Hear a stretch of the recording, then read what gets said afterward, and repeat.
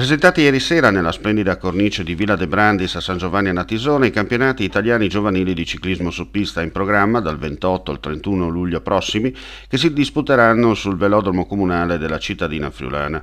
A fare gli onori di casa il primo cittadino, Carlo Pali, che ha sottolineato la valenza non solo agonistico-sportiva dell'evento, ma anche il ritorno d'immagine dell'intero territorio.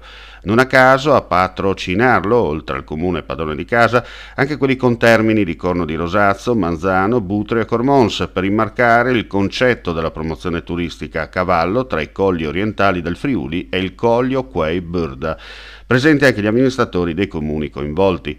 Il logo è stato realizzato dai ragazzi di San Giovanni a Natisone della Consulta Giovanile. Tornando alla parte agonistica, questi italiani 2021 sono stati organizzati dalla società sportiva Tutti in Pista.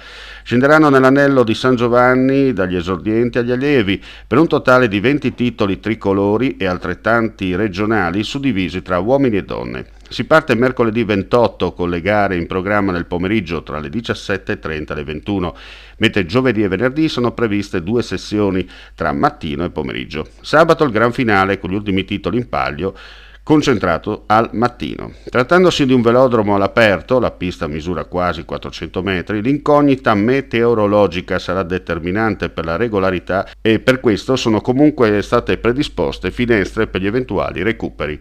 Chiaramente, essendo ancora in piena pandemia, ci sarà sì la presenza del pubblico in tribuna, ma nel rispetto delle norme anti-Covid previste.